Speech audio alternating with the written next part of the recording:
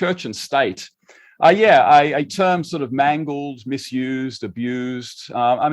The actual expression as sort of a separation of church and state probably goes back at least as far as the 16th century. It's a very, very old expression.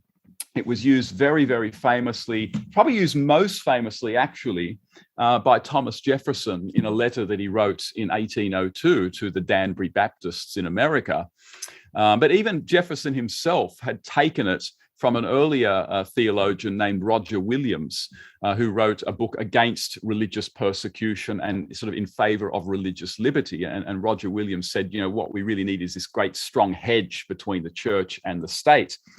And what Roger Williams meant by it, and what Thomas Jefferson meant by it, is, as you suggested, protecting the church and protecting individual religious believers from the coercive power of the state in terms of stopping them from worshiping in a way that they would like to worship, or prohibiting them from being members of a particular kind of religion. So bottom line is that separation of church and state was at its heart about religious liberty. I'll read a little bit from that letter from Thomas Jefferson.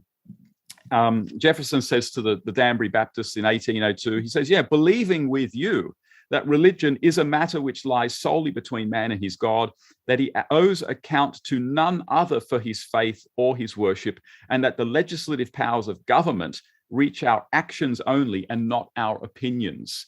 So basically saying that the government should not have the right to restrict our religious views or to intervene in our religious lives. Now, there's always a caveat there, and it's an understandable caveat, and it is as long as our sort of religious activities don't violate certain sort of, what we would today call human rights and sort of criminal laws and things like that. So, for example, no, I can't sacrifice my firstborn child and then plead to the court that I did it because it's my religion. I'm sort of I'm bringing back Baalism or something like that. You can't do that.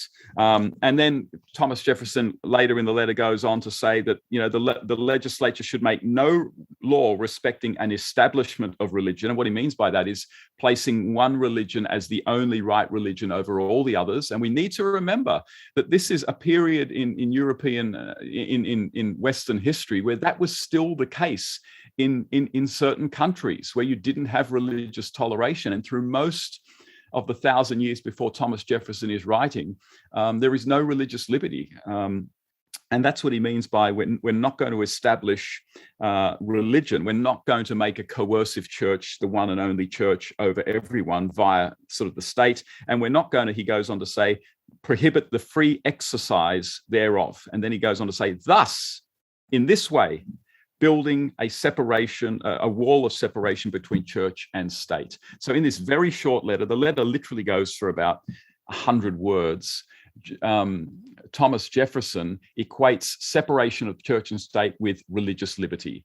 And so any attempt by governments to punish people for their religious beliefs or punish people for things that they say in accordance with their religion is in fact a gross violation of the separation of church and state, which is why some of these sort of anti-conversion therapy laws, like in Victoria, they are actually gross violations of a separation of church and state, because they seek to punish members of religious communities for publicly expressing religious views, and I would just say actually scientific, factual views on the nature of gender, and also their views on the nature of same-sex attraction and gender dysphoria and things like that. And they're basically punishing them for those views, which is punishing people for religious views that they have, again, which is a classic violation of the separation of church and state. So if we want a separation of church and state in Australia, then what we want to do is have very, very strong laws protecting freedom of religion, because that's precisely what separation of church and state is.